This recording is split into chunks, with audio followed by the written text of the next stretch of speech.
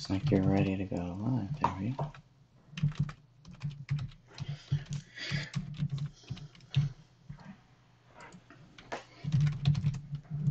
All right, looks like we are now live here. I've got Mr. William Rail from Strange Investigations, and we're going to be going over the timeline. We'll see how much we can get through this in this first show here. And William is he's racing right now to add the new, the most recent timeline into the files, into the group files here. So I want to say hi to everybody in the chat room. And hey, Will, how are you, man? I am doing fantastic. How are you guys doing? Not too bad. Today is Sunday, January 23rd, and it's about 1 p.m. on the West Coast time. And good to have you on here. And we're going to go through some of this timeline stuff. But before we get there, if you can't, let me know when you can add when you Oh, add the it should timeline already to be the there. It's files. the Okay, complete timeline journal and search history update PDF. awesome. So I'm going to click over to that. Let me do a little refresh here just in case, and we'll kind of go through that. There is a poll up right now for anybody that wants to vote to see how valuable is this timeline. Is this very valuable to you, or is this not valuable? So I'll be curious to hear people's thoughts on that as I'm well. curious how too. So once this reloads and reloads, I will come back to that because I don't want to keep the black screen on, the black screen of death, as they call it. But I do want to show everybody where you can go into the group files if you are part of the Justice for David Crowley and Family Facebook group. And even if you're not, you could probably still access the files. So from the main homepage right there, you just go to Files, and you will be able to see all of the files that we have inside of here. You can sort it by the last date, the most current. So we're going to look at the most current here, which I don't see up here yet, for example, but let's see if it's showing up. Yeah, I still don't see it, Will. Okay. Let Are you me go being ahead. I'll just go and blocked? add it Will again. is Will is being blocked right now, but Probably. Would not shock me. well, while we're waiting for that, make sure that you go and check out Investigations. Go to twitch.tv /Strange Investigations. You can check out all of Will's stuff there.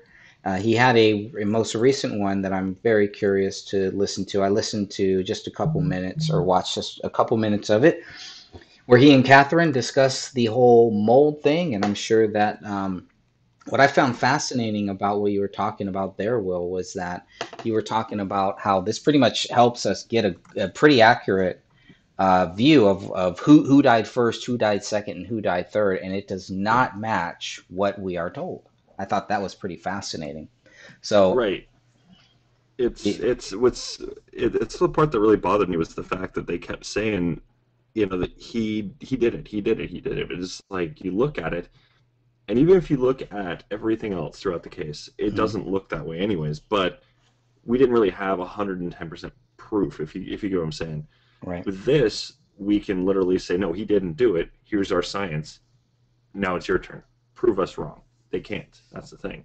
So everything else is just like, well, they can basically bounce back and forth. Well, this doesn't prove this, and then we can go back. Well, this doesn't prove this. We can go back and forth with them, but with mold, that completely shuts them down. That if there would have been bugs, entomology can do the same thing. Hmm. And even then, those reports I was going over, they say the exact same thing. If you have entomology, if you're able to go and use some forensic entomology, then you're basically going to be able to figure out time pretty close.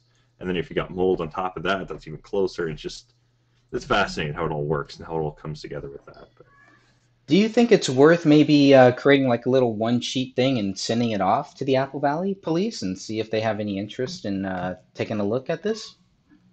I mean, I think that'd be a good idea, but I don't think they're going to respond. I think they're going to probably be like all like, "No, not worth it." But yeah, I definitely think it's a good idea to do so. Is you never know. They might grow a pair, and all right, well, let's have this conversation.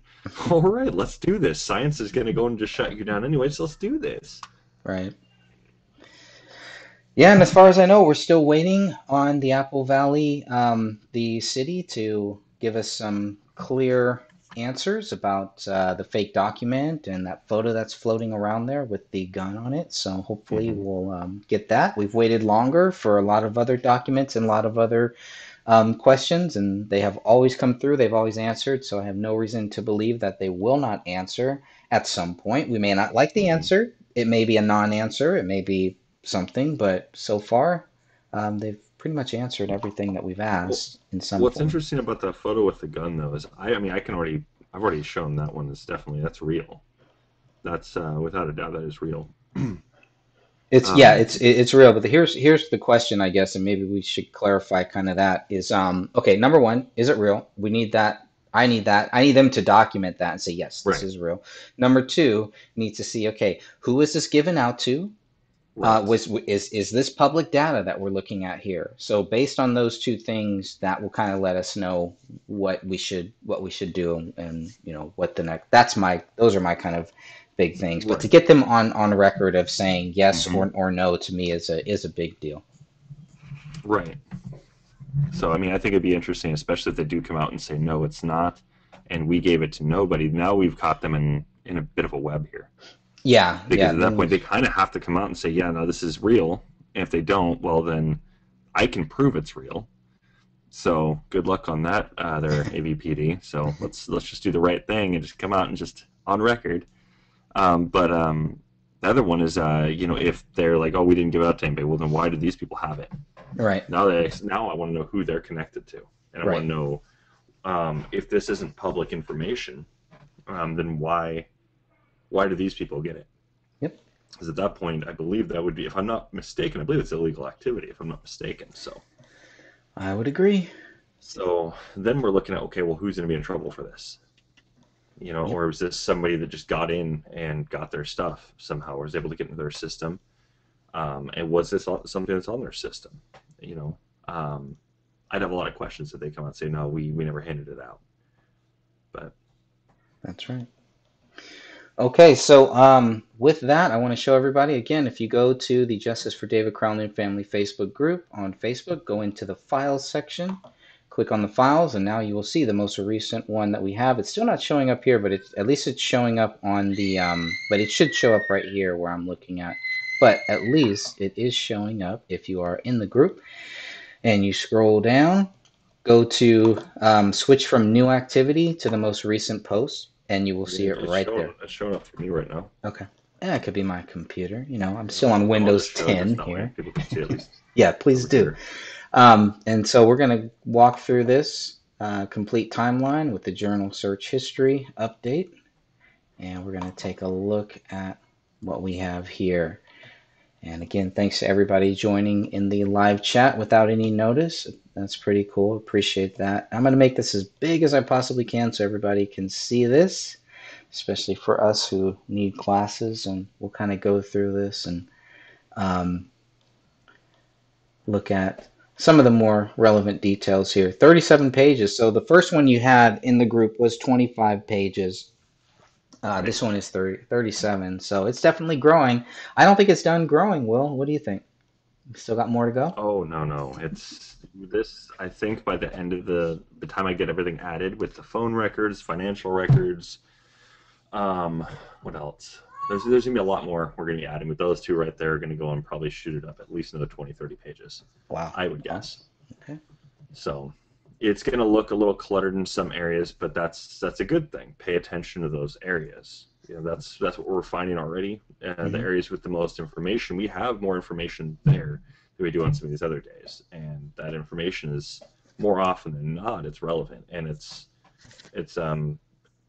it kind of gives some revelations when you see how the case is played out and basically who the players are rather Sure.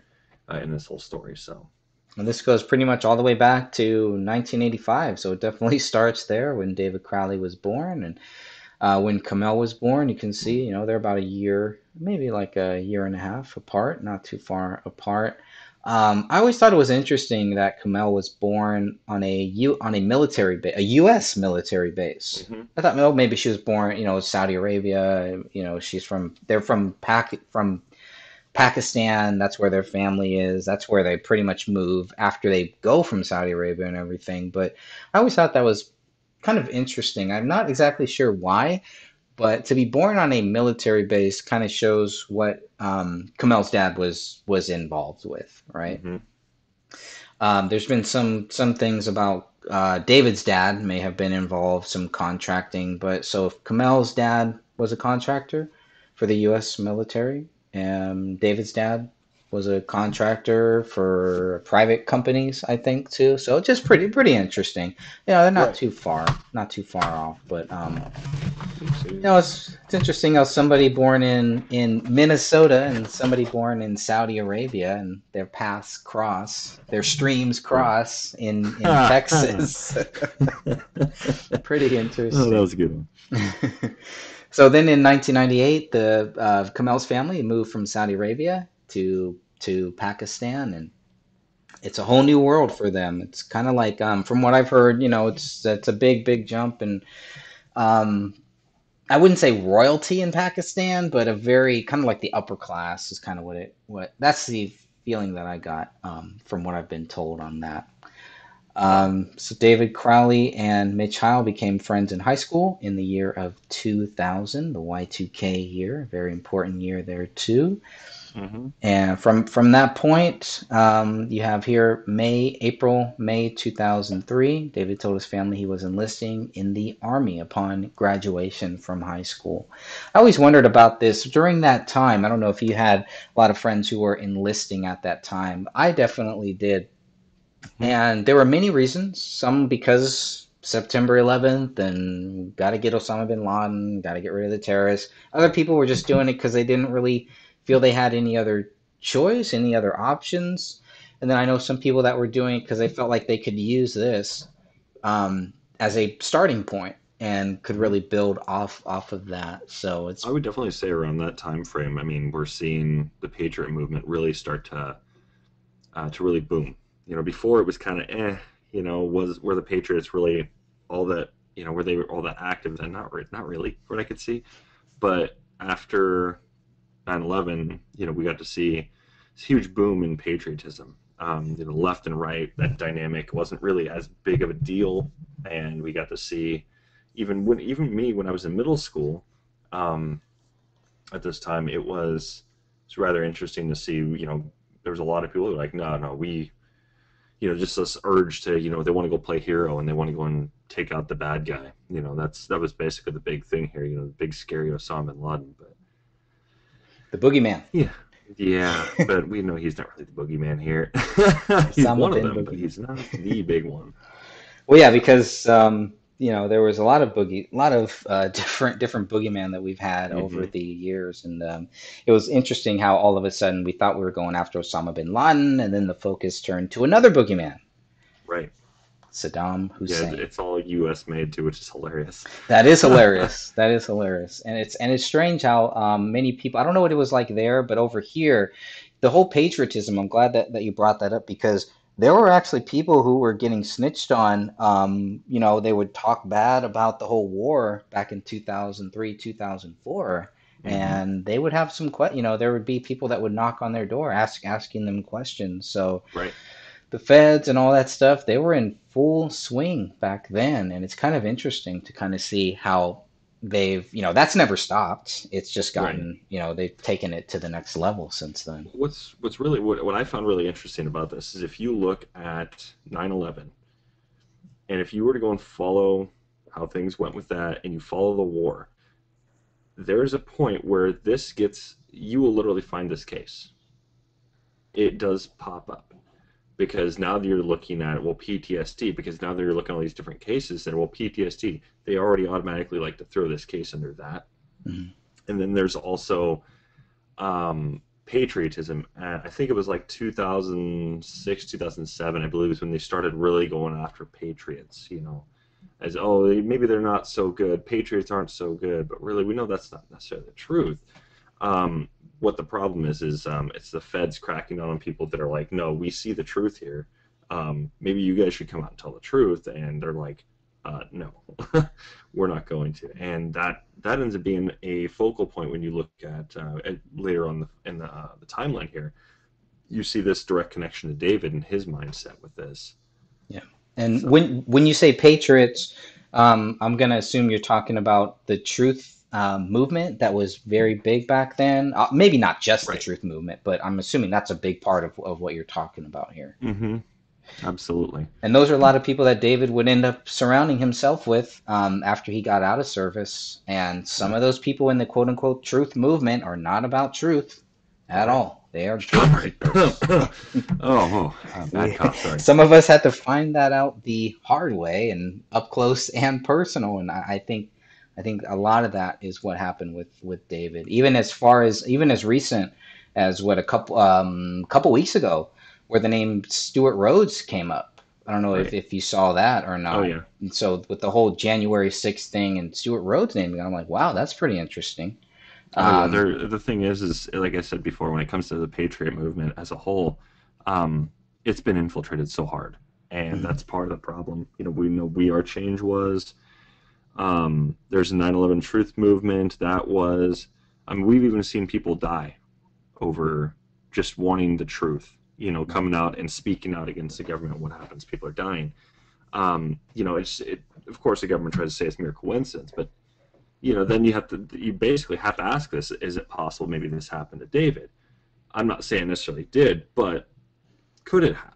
Right. And we're seeing this the whole through this whole case. We see all these different things are unfolding. So What's this thing you have here on June 23rd, 2004? David began basic training at Fort Benning, Georgia. so just to put Possibly. it Yes, to go ahead. put it bluntly, because this one I have a lot. I wanted to go and say this earlier. When it Cool. comes down to the early stuff pre-case, a lot of the stuff, like I said, I just ripped it directly from Dan Hennon's timeline. I just took his timeline, spiffied it up, as I like to go and say. But then I did my own edits throughout the case. Now, before the crime was committed and all this, before the information we've got, right? It's a lot of this stuff I'm still having trouble confirming. Okay, Okay. so anything before like 2013 is going to be the tough stuff for me to go and be able to confirm everything. Sure. So I'm still looking into it. It is crucial as far as I'm concerned. Okay. That's what I was going to But ask all of now. this right back here that I've got highlighted on my screen, it is all things I'm still trying to go and confirm everything for. Now we know August 7th, 2012, the trailer was made. It was published on YouTube. We know that. But there's some things on here we can confirm. Mhm. But there's things on here I can't necessarily confirm, like writing professional Linda Sager from Colorado reviewed the script for The Gray State. I don't know where that came from. I'm still, like I said, to me right now, looking at, like you've always said too, is looking at the case, what we have right here in front of us, documents we've got, that's going to be the most crucial part first, and then going outward, which would be just kind of bonus essentially. Sure. So that's basically anything before June 2013. I can't really confirm everything. Yeah, the one about Linda, I have seen that document. I have seen it. So I do Okay, believe there is some, it's like an email or something like that. But yeah, I have right. seen something related to that too. But that's Right, good. but there's things like, for instance, like there's a couple things here, like between January 7th and April 13th, Hmm. David met Danny August Mason. I can confirm things like that.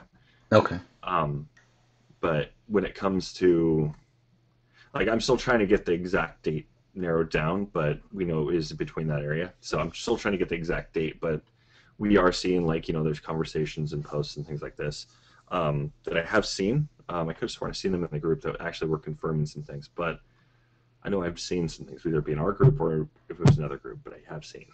So, Yeah, I mean, there's only, 5 billion posts in our group and for seven right, years when you think about it. So going back, there is a way, if people do ever want to, because I've done this with other content too, but there is a way inside of here to kind of filter it. Like if you're looking for something in 2014 and stuff like mm-hmm. that, there is a way if people want it to go back and do that. I'm not going to go through it right now here, but Oh yeah, um, people can do that definitely. And we are live also on Twitch.tv backslash strange investigation. So if anybody, any of our Twitch, anybody who's watching this on Twitch, please make sure that you can always go and check out Strange Investigations. You also have a podcast.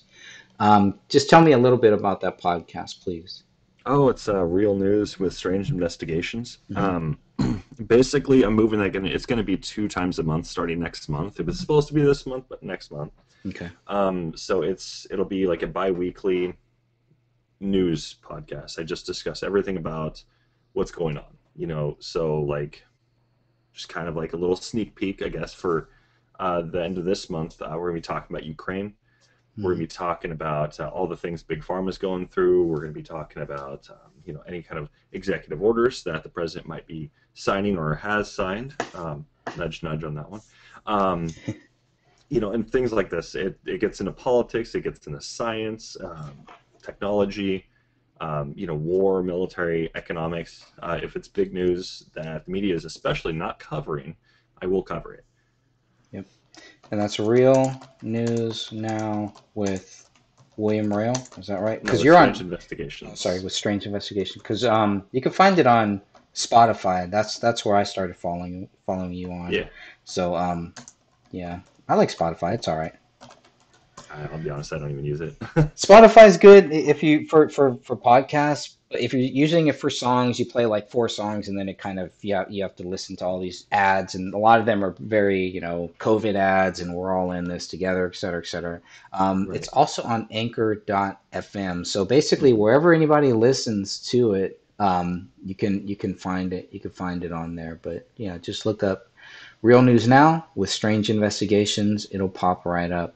And if you're Hmm. on Spotify, search for that. It popped up pretty easily for me. But it's just a great way to get some news. Our lives are pretty crazy right now and everything. We don't have time for everything, so it's nice to have these sources, to have these places that we can just kind of go to get caught up. So you and Dan Hannon are both kind of bad at like sharing your podcasts, even though because I he does he's got a podcast too. He never talks about it on this show or never shares it. But I really want to kind of break that to kind of let people know, hey, these guys are doing other things too. It's not just the Crowley case. It's not just Oh yeah. this stuff here. But they are trying to kind of keep people up on that. So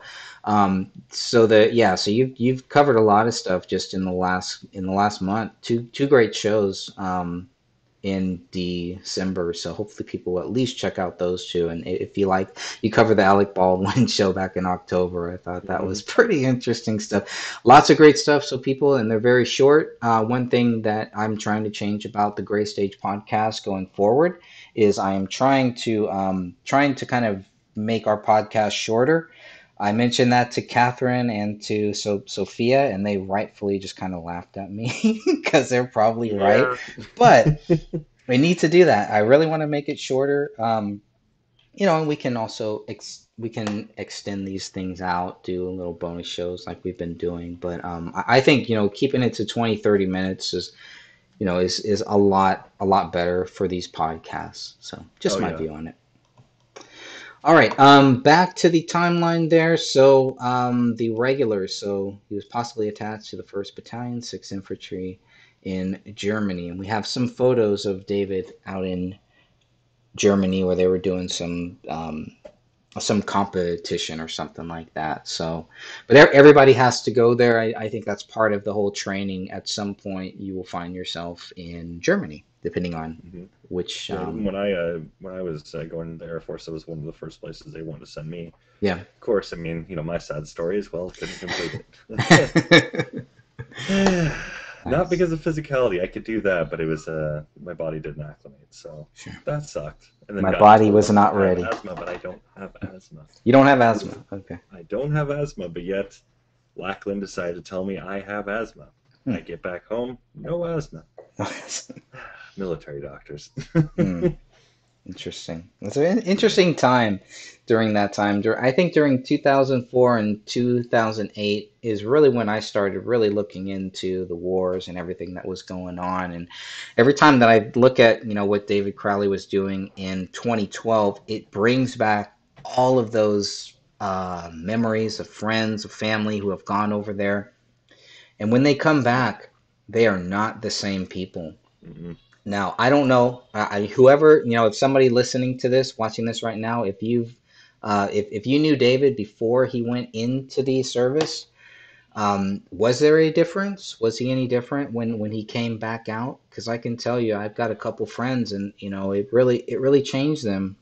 They became a lot more serious, a lot more reserved, I would guess. And Yeah. but they also did a lot more partying and stuff too. I don't get that from David. Didn't seem like if he had problems, he wasn't kind of drowning his sorrows in weed or drowning his sorrows in drugs or beer or wine or anything like that. He didn't come off like that to me. Right. No, he definitely didn't come off that way at all. If you watch his videos where he was recording music and things like this, he Yeah. did a whole lot of.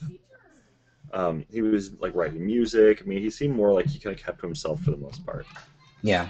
Not like like Mr. Antisocial or anything. No, I think he probably had his moments, but I don't. I think he spent a lot of his time just kind of thinking, and just kind of keeping to himself.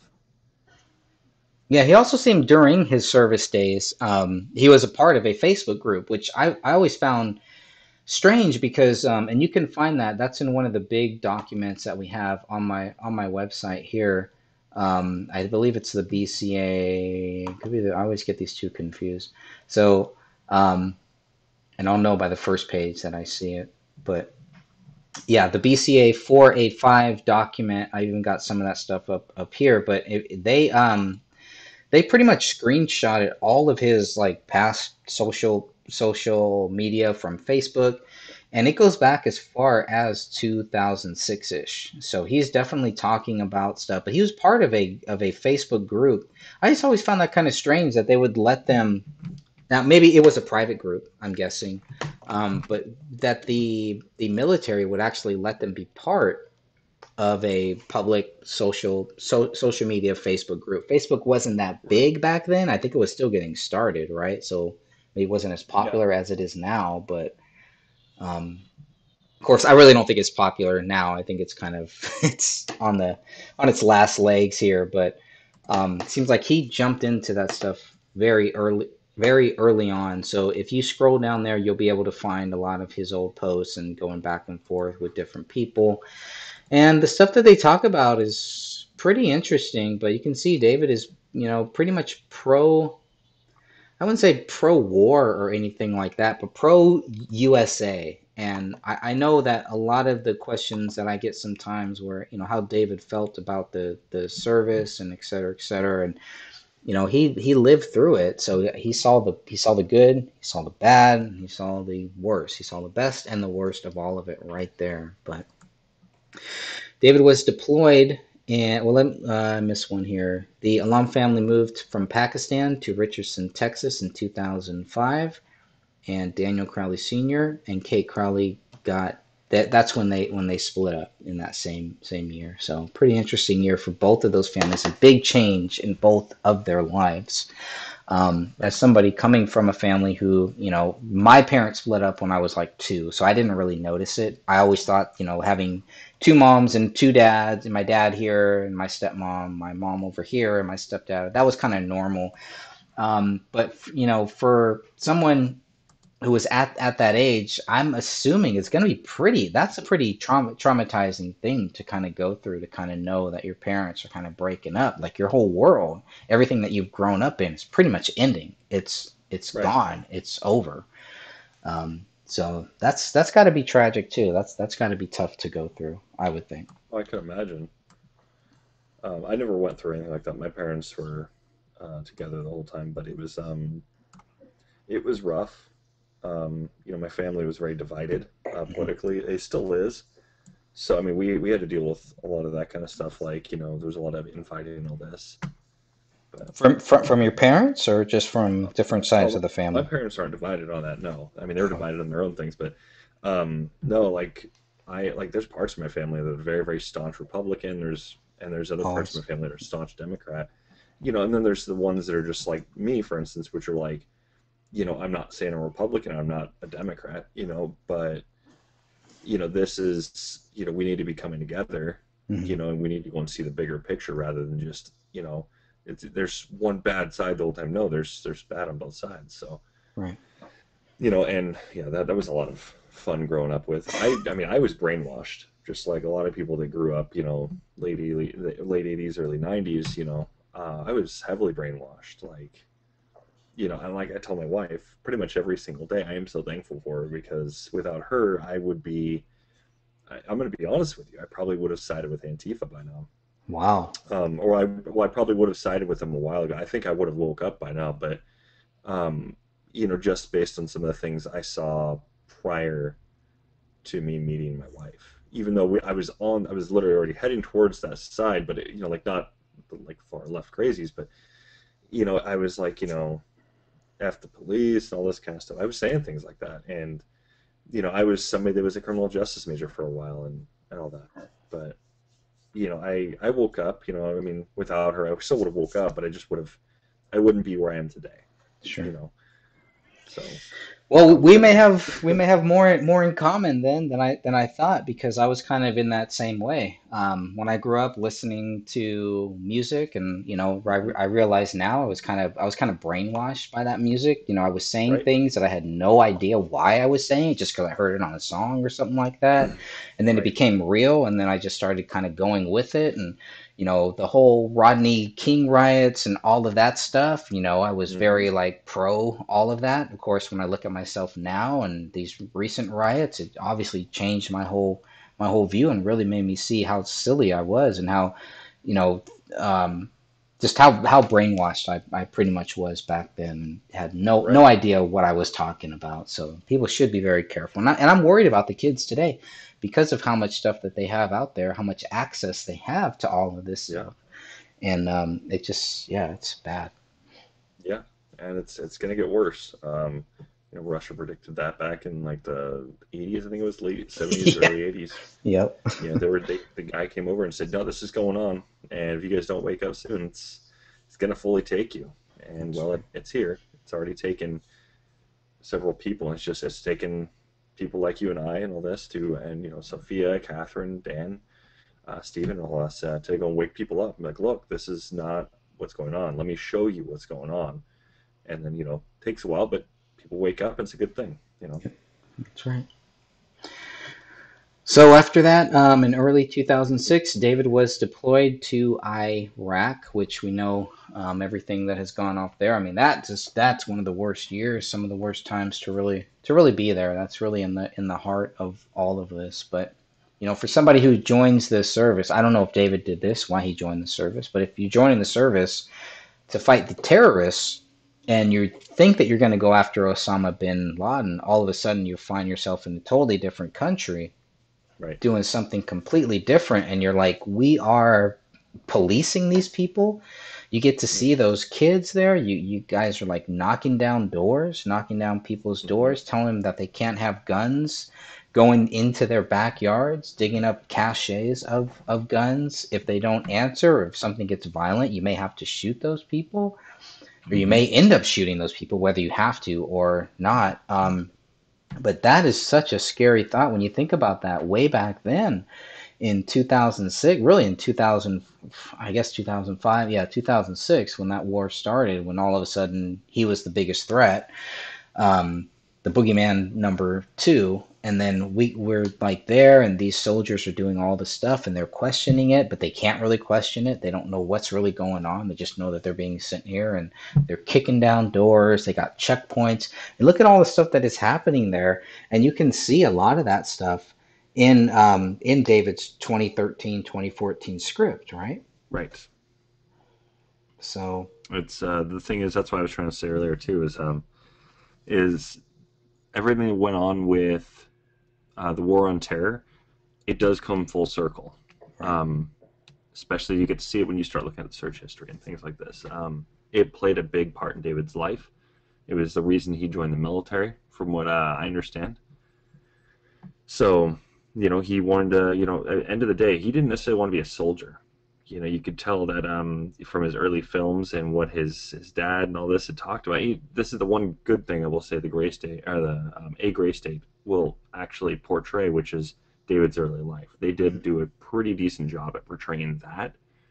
He wanted to be a hero. That's what he wanted to be. He had this heroic image of himself of what was going to happen. He's going to go to Iraq or Afghanistan. He's going to go and he's going to go and kill Osama bin Laden. He's going to save the world, right? Nice. Yeah. You get this from pretty much every single one of his scripts. He's well, not his scripts, but his other productions he's been a part of. A lot of these, it shows a soldier, and he ends up saving the day, or ends up he ends up getting taken out by a bigger bad, or things like this. But basically, he ends up becoming either a martyr or he's a hero. Either Right. way. Um, Even in his zombie one, I thought was really interesting too. It's the same thing. It's hero or martyr.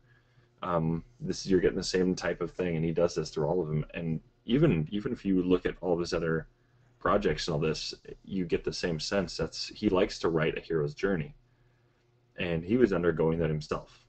I think everybody does to some degree, anyways. But you get to see this even going through the timeline. You'll see it. He ends up going to Iraq. He discovers not really what he was going there to do. He wanted to, but that's not what the government had in mind for him. That's right. And he wakes up. He wakes up, and we get to see that, which is really interesting.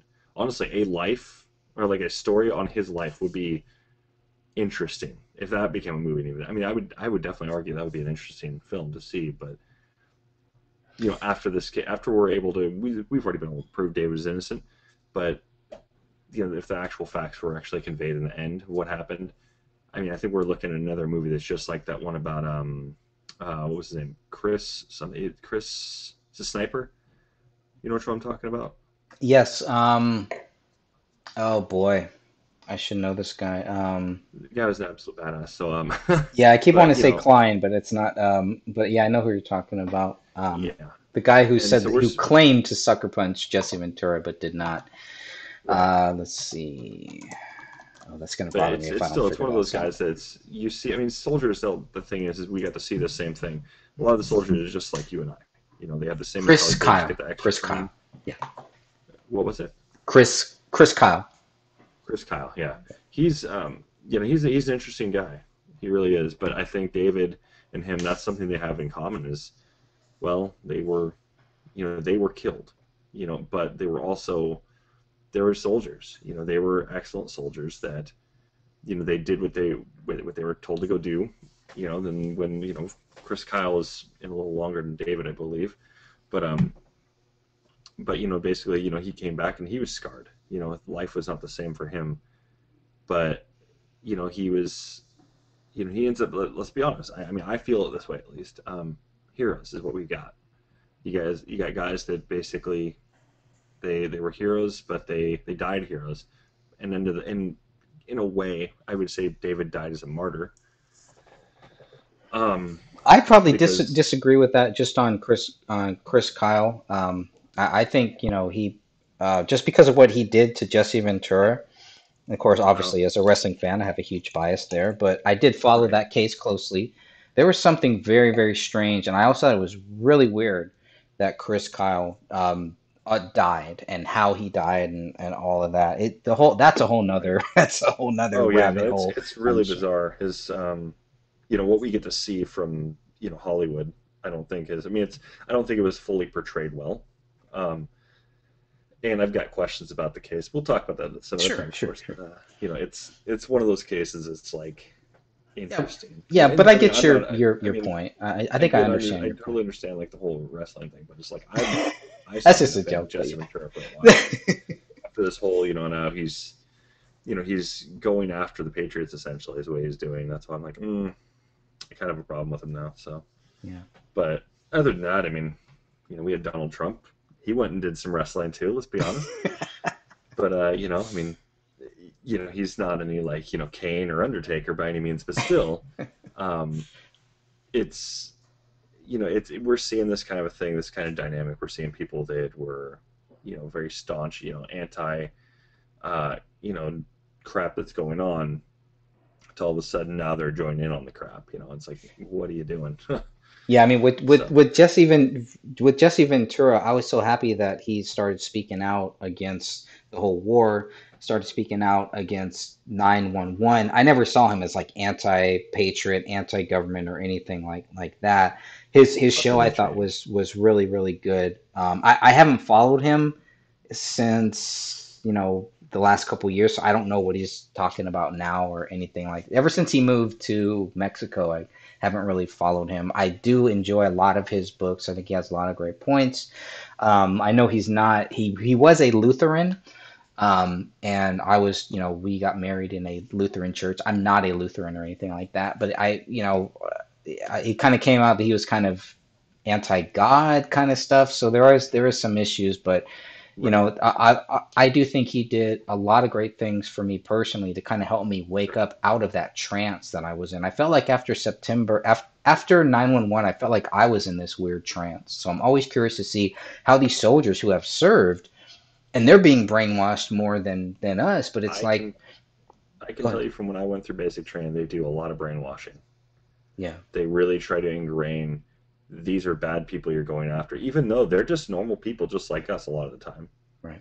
But they got to go and show you the nasty stuff, the really dark side. And I get why, but to some extent, not to the full extent. A lot of it's just like it's just overboard, and it's just like you're really trying to go and ingrain hate, and that's what I felt when I was going through a lot of their basic training stuff was just hate. And I didn't understand where the hate was coming from, and I started to really think about it while I was there. I mean, I was already on my way out at this point. I'm like, yeah, I'm done. I don't want to do this anymore. This is no, this is toxic. And I'm sure he probably saw more hardcore stuff. I'm sure he probably did because when I went in, that was like what 2009. So when I was going in, end of 2009, early 2010, I believe it was, and it was just not.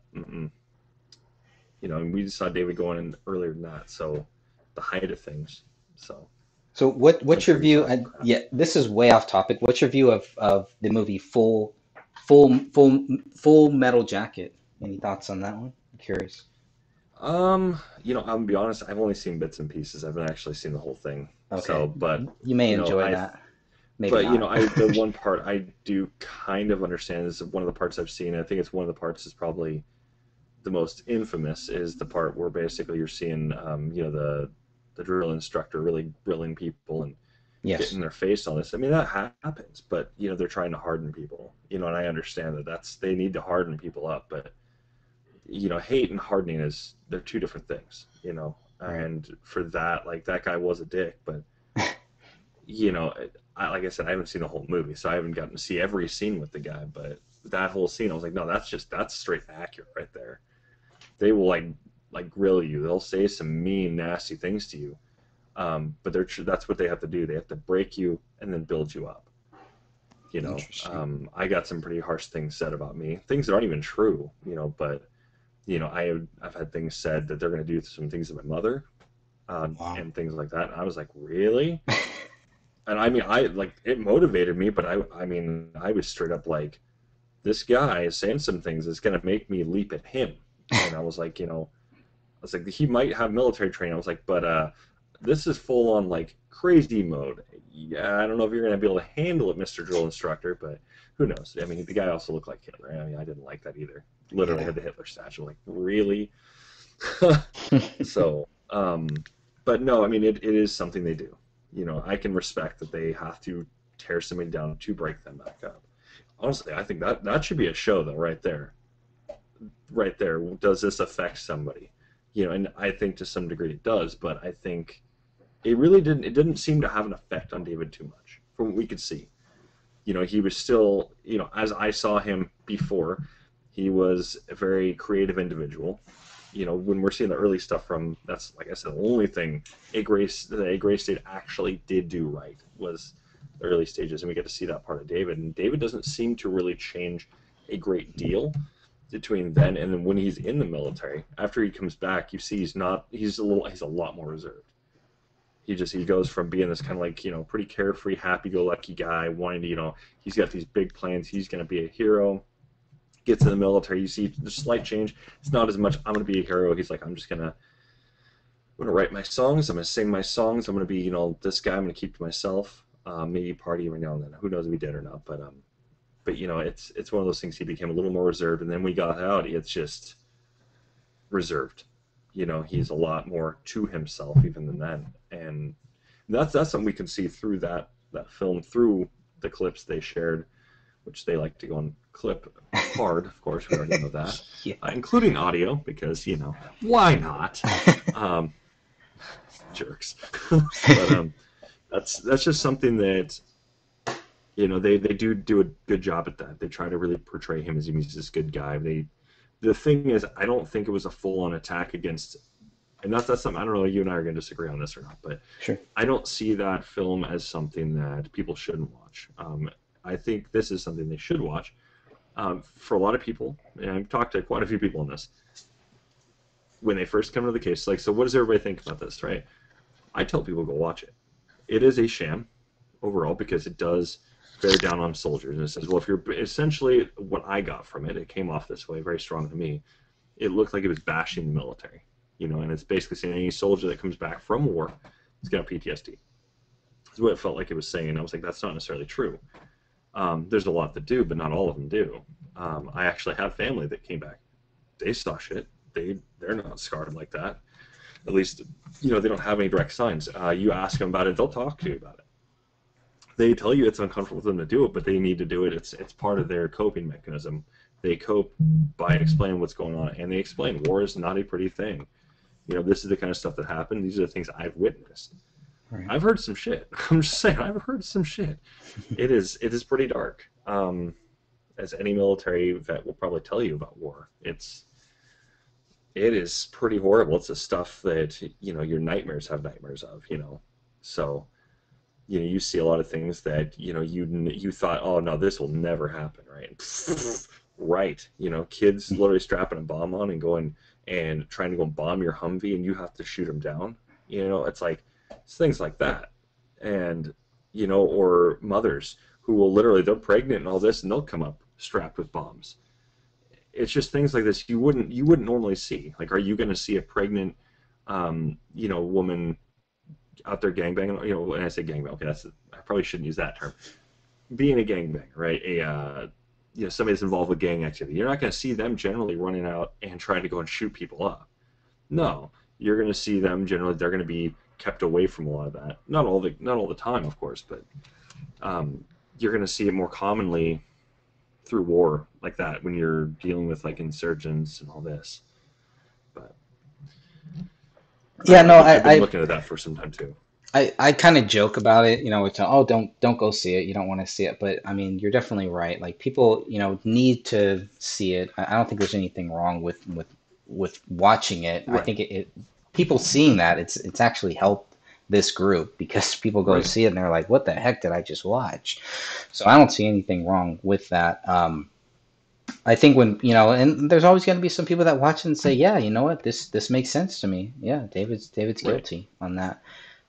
So you're always going to have different people that see it, but yeah, I think you're definitely right. People should go see it. There's nothing wrong with watching it. And if that's all that you're looking for, if you're looking for something for David to be guilty, and you don't want to look at the actual evidence of the bullets and the Right. DNA and all that stuff, Absolutely. maybe that's it for you. If that brings Well, you I would just say if closure, somebody's looking for David to be guilty, then they shouldn't be looking at this case. Because David's not guilty. I mean, they should be looking at the actual material itself rather than just watching a movie about it. But if you're looking for somebody to be guilty, you're not going to find that here. David is not guilty. Like we talked about earlier with the mold, it's impossible for him to have done it. Mold, literally science. Those people that are trying to say, David's guilty, David's guilty. Well, I would question: Do you do the follow the science crap that Dr. Faucisms is talking about here, or are you actually following the science and seeing, oh no, this is just a whole lot of it. It's an economic shit. That's all they're trying to do. I mean, we can see this. Anybody that follows the science, truly follows the science, will see David didn't do this. Mold proves that completely impossible. Literally yeah, goes for Nia, David, Camille. And Camille was yeah, shot multiple times in the head. So yeah, and people can't go with the should, pack theory because how does she shoot herself in the head and then do it again? And then on top of that, where's all the other blood? I mean, we can go into it, but I mean, we do sure, this pretty much every single time. There is no way David did this. There's no way, and even then, it's like, where's the blood? So where did they die at? Where's the trash? We yeah, know that he was taken down and then he was taken back up, right? So where is everything? Um, but what's interesting about that movie, I just really wanted to say though, Sure. it is my counter argument for it as well. It is a sham. It is an absolute sham. They just try to paint David in a bad light at the same time. You know, just my review of that movie is it is good for the beginning, not for the end, because the end itself, they've got everything wrong. All the facts, they're not reading the facts. They're making up a story. They've literally just made a fiction. You know, they used this guy's life, smeared him so heavily through the mud. They even tried to smear you and Dan. You know, I mean, they were just attacking people. That's all they were doing. You got to look at the connections with those people, of course, that were behind the film, and then you start seeing some interesting little connections here. You're like, oh, okay, so you didn't like David because he put your group's symbol in his trailer. That's nice.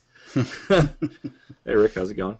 Um, Hey, but Rick. yeah, it's a fascinating film, Bill. I think Yeah, it it's looks one of the cool. biggest and best parts about that film is Hmm. the fact that they were able to get a hold of all of David's like home videos when he was young. Hmm. You know, and because we get to see these things, now, I'm gonna be honest, just for the case sake, I would like to be able to see these films. Reason being, because then we get to see David pre-war. We get to see him when he was, you know, the happy-go-lucky teenager, and then he Right. grows up, and we get to see that personality shift. So was he always an ENTJ? I believe I got him as, or is he like more introverted? You know, Hmm. looking at his personality type would be fantastic as well, because then we can see a shift there. Is there going to be another great shift? Well, we know that he talks about a shift in his journal. So was there going to be a great shift? Um, you know, things like this. So it's he sheds a lot of his baggage very quickly, and we see that. We Yeah. can see that from his journal. We can see, you know, how we get to see from a gray state. You see him shed things, and so I don't think that was like something like he was becoming this monster. No, he's not a monster. He was just a normal human being. He didn't do it. You know, it's impossible for him to do it, like I said. But it's you also got to see a glimpse of everybody else around him, which is also Sure. very interesting. You know, those alleged friends and family and all this that are around him. You know, you get to see what they thought of him based on, you know, with the camera in front of him. But we get to see some other things when you look at the actual case. You get to see everything else. So Right. Yeah, I mean, yeah, I think that's a great point. Any footage before he went into the war and then compared to, what he's like after, I think that would really help people to kind of see, was there this massive change? Was there this PTSD thing that we keep hearing about? Because unless we really look at how he was before the war, it's really hard for me to really gauge the PTSD thing. Now, the reason why I stray from the PTSD thing is just because, first of all, because of my knowledge, my lack of knowledge on PTSD, how I've seen so many different soldiers just be accused of it. And so it's kind of like, okay, it can be something very lazy. Nobody ever talked about David having PTSD until after these things happen. You never hear about mm-hmm. that. And even some of the people, Danny August Mason, when he's talking with Ben Swan, he doesn't he Danny August Mason basically says, well, we could all have PTSD. So even he's kind of backing from that PTSD theory. PTSD is real, but to just throw it out there because you have nothing else, it just seems like they're just trying to throw everything and just say that's what this movie did to me. They're trying to throw everything out there. So after watching this came out in 2017, so they probably interviewed Dan and myself in 2000 in the summer of 2016. So everything was still kind of new, but after watching that, it was kind of like this really. We wanted to give the other side, so I think you're right. People need to see this. This is the side here. This is the side that says David Crowley is guilty. Watch this film. That is what they're saying. Look at the cast of characters, aside from Dan and myself, probably, and everybody else is pretty much saying that. I mean, everyone that Right. I'm looking at here, there's nobody, maybe Michael O'Donnell, maybe Michael Bosio. I think they really get a bad hand in that film. But I think just about everybody else is Yeah, pretty much and you saying can tell David they're is guilty. longer.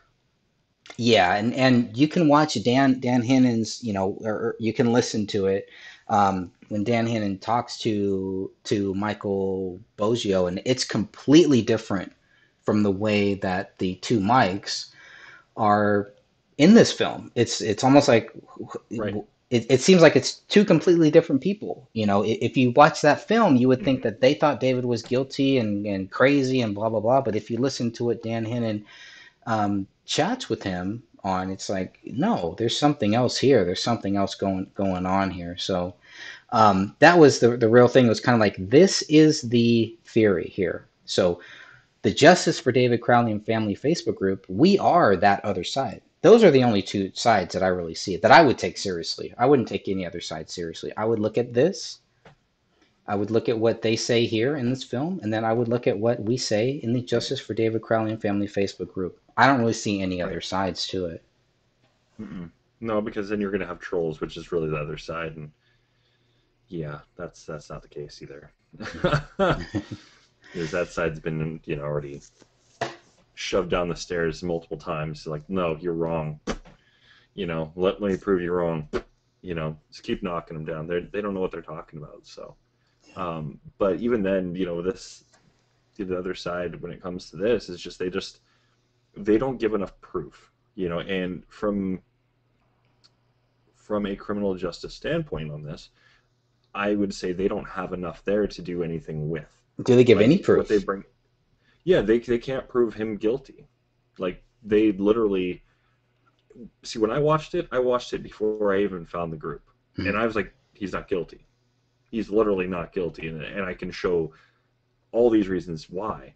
You know, they don't show a great deal from the crime scene either. Um, they like to go and I believe they mentioned just the Allahu Akbar. It's been a while since I've seen it, but I believe they do things like mention that and oh yeah, he did this, but where is your proof of this? Right. You know, when they're interviewing what's his name, the cat lover, news Tom guy. Lydon. Tom Lydon. Yeah, Tom Lydon. Yeah, Catboy. Um, so his Your cat's best friend here. yes, yes, he loves cats. He loves cat. Um, oh, I'm terrible. But he see his stuff. He was also apparently given all this extra info, but it was all allegedly on accident. See, I don't think it was. Hmm. And we're seeing other all this other info that was given allegedly, to other people that was, like for instance, you had that BCA film, right? That wasn't even supposed to be. You could see right there that shouldn't even been out, you know. Right. And it even directly says it on there. Yet it was, and we've got access to it now. Right. So my question is how much of this did they do on accident? How much was just done in secret? And I think more often than not, I think most of it feels like it was just done in secret, and they didn't want this coming out to other people. But Right. it's other people trusting other people, and really those other people being not very trustworthy, and them sharing. And I'm not going to mention names, um, but the big pony in the room, he gets a website up and all this and gets all this information out. I'm curious about um, really who he got it from exactly and who they who they're basically like how they got the information. So, but end of the day, I mean, I'm thankful we got the information. We got to see the fake document and everything. So we are definitely getting off topic. Sorry about that. I have a Oh, it's all tendency to good. do that, I'm just as especially. guilty, man. So, getting back here on topic then, so we know that after David was deployed to Iraq in early 2006, July 5th, 2006, Kamel and her family moved to Hewitt, Texas. And Right. on November 11th, 2006, David was transferred to Fort Hood, Texas, which is pretty interesting because that's kind of like on the way out, I kind of think, right? I could be wrong Hmm. on that. I kind Yeah, of like, that's usually what people are doing on their way out. Is yeah. they get transferred there, just kind of finish up whatever time they have left, and then they're usually out. And then he met David, or David met his future wife on October, or sometime before October 22nd, 2008. David met Kamel in a bar in Waco, Texas. Now, here's a strange thing. This is always strange to me. 6 weeks after meeting, they get married. That's a Hmm.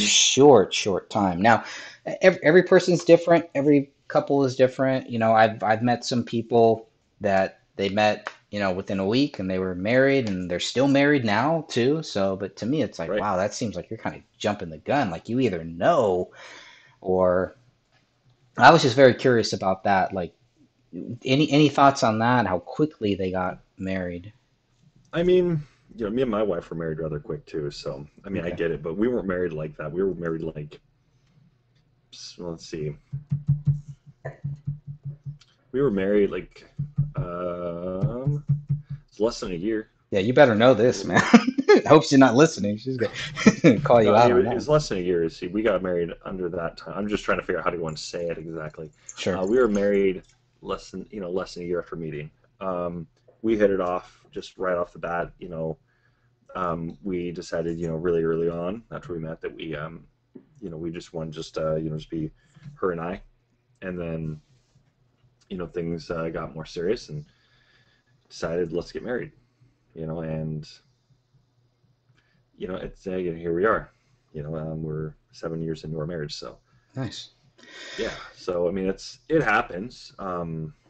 There's for some people it's pregnancy that gets them into that point.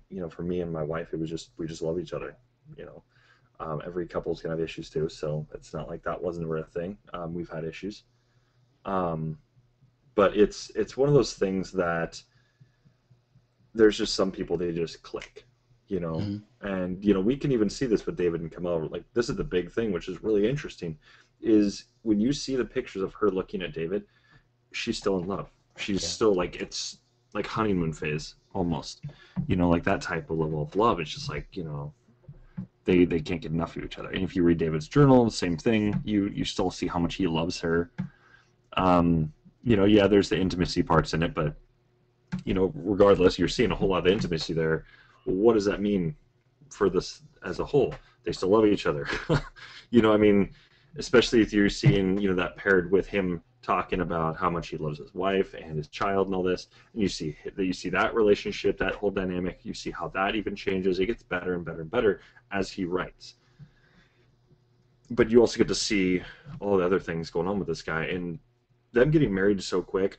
Honestly, I mean, I can see where it might be like kind of like, oh, well, that's kind of weird, but at the same time, it's getting to be kind of a common thing. And yeah, it doesn't always work out. I mean, I've had friends where, in fact, I don't think I've got but like, I think yeah, like one friend that is still married to somebody he had met just like met, and then all of a sudden things just super fast, and then they went from like point A to point like J, and then they went from point J to point Z. Getting married Hmm. um, within just months, just a couple months. So I get it, and I've seen it, but I mean, more often than not, I see a lot of those types of things. They usually fail.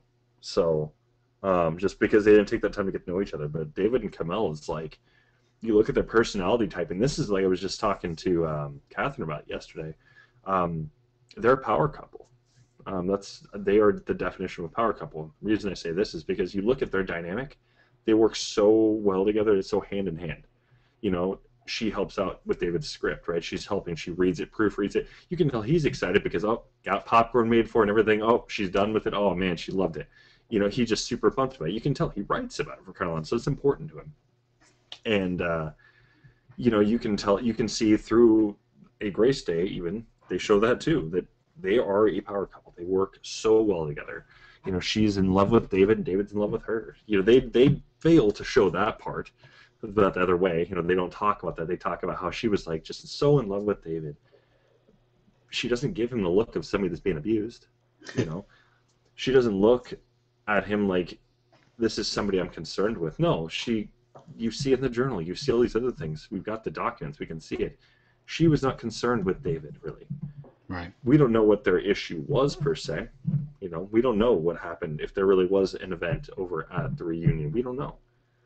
um, I still have not found proof of that. So I've always see is I believe it's a little snippet.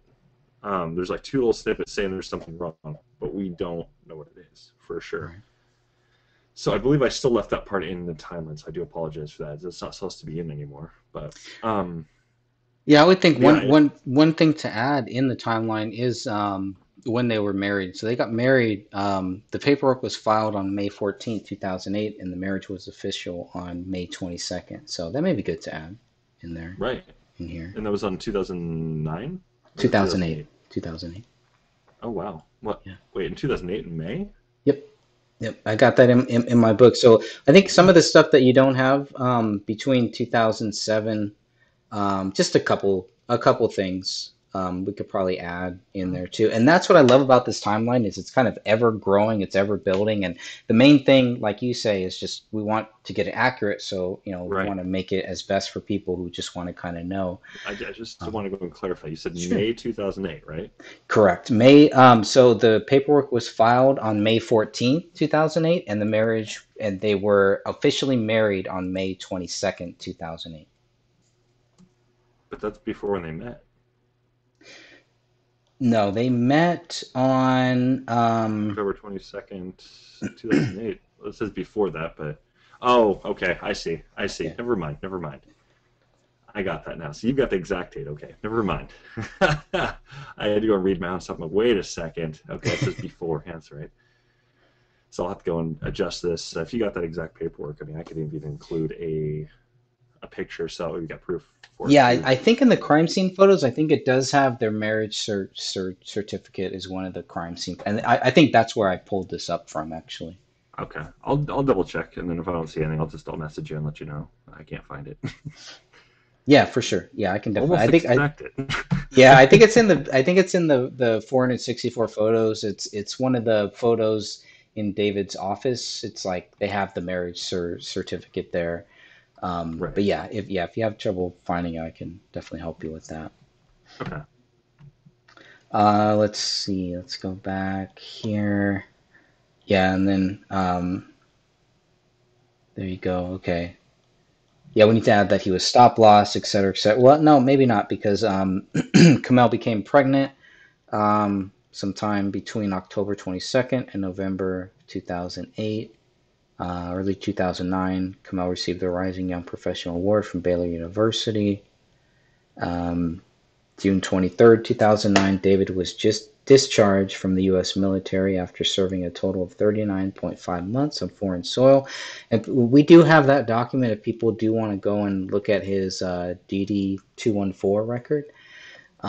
We do have that on the website, on my website here too. And I think it's at the very, very bottom. It's under the miscellaneous, under the other documents. But there's David's military record, and you can pretty much see everything that we know, everything that I know, pretty much is pretty much here about his military service. Mm-hmm. Um, I think Will's right though. I mean, that's one of the good things about watching Eric Nelson's film is because you can get, it kind of sums a lot of that stuff up. It's kind of good up to a point. Maybe they should have just stopped in the first 30 minutes or something. That may have been a good film there, but July 25th, 2009, Kamel purchased a Springfield Armory XD 40 handgun from the gun zone, and that is we do have the actual document of that too, which I think is weird because then it's later it's that David sells it, so I don't know how that works. I guess because they're married, it doesn't really matter. That was kind of my Right. thinking process on it. It doesn't matter because just because Kamel buys it and David sells it, it's not that big of a deal, I guess. I don't Yeah. know. I think it's fair. Okay, August 2009, Rania Crowley was born. That's a pretty big date there, I would think Mm-hmm. too. I mean, she does, take part in the crime scene, I suppose. I would think so. No, I would think so. One would hope not, but unfortunately, we know otherwise. Yeah, let's see what I have here. Yeah, these between ones, I'm still trying to get those cleared up. So once we can get those cleared up, we'll have it a more exact, or at least closer to Okay. exact on everything. If not fully exact, I would hope for that one, but there's a Yeah, few of sure. them here.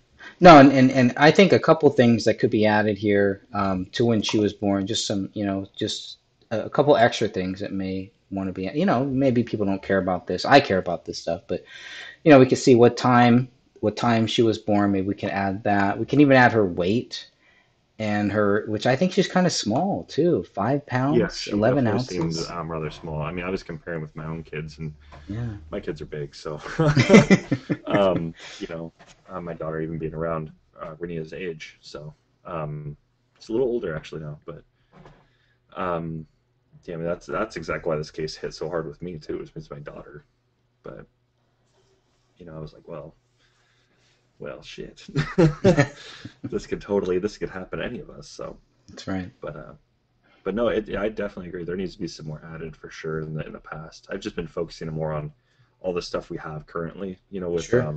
Sure. with the 2013 on, and then just seeing what we can add. Yeah, So I could probably help add some things. I don't know if you just want me to send you notes or if whatever you think is you. We no, could talk about that later. I just Um, I just use Microsoft Word for it, and just I type it up and then turn it to a PDF. So okay. All right. yeah, so I mean, if you want to send them, that's fine. If not, I can send you the file. You can always send it back, something like this. Either way. Okay. So All right. Let's see the crowd. Yeah, so they moved to Minnesota in between August 6th and September 18th, 2009. September 18th, 2009, Angela Lum created an AT&T cell phone account for David. So this is where another thing here, because this kind of shows how close that the families were, right? I always try to look for right, things that kind of like, okay, how close was David to this family? And the more I look at Kamel's side, it's like David was really, really close with them, super right. close with them. Yeah, he Um, got in very close with him. You can see that. I mean, for crying out loud, he was arm wrestling Anjem, right, in a restaurant. right. I mean, I don't think there's any way in hell Anjem was going to beat David, but besides the whole let's go and pose, I think that's really what it was. David was just kind of like looking like, okay, let's do this. But they were close. They were very close. They had to have been, and um, I found that interesting myself. I even posted over on my Discord server for it because end of the day, it's like that matters. You get to see that relationship have its ups and downs throughout. Right before David and the Crowleys, their deaths, you get to see that. Right. So, I mean, that's four years where hmm he was paying for David's phone bill. hmm That's I don't know. he wanted to help Four out. He years. wanted, he knew. I mean, this could have been, was there a struggle? Who knows? But he wanted to help. He wanted to help how he could. He appreciated David. Obviously, he didn't care too much that at least at this point, did not care too much that David and Camille were married after meeting so quickly, and also having Grania so quickly. Right. So Yeah, yeah. It kind of sounds like both sides of the family were kind of like, all right, well, this is where things are, and we got to make the best of it. hmm instead of like he wasn't a traditionalist, obviously, um, because then you got to look at like traditional um, Muslim households. It's that would have been like just like nah, no, get out of here. A lot of the time. I mean, I've had some traditional Muslim friends when I was in high school and even in college. I had a few, um, and I got to really know the families and all this, and a lot of the times it came down to like they're either traditional or they're modern. When I say modern, I mean like they're a little more progressive with things, a little more lax on a lot of like these modern things like getting married out of wedlock or not married out of wedlock, having kids before you're married and all this, and Mm.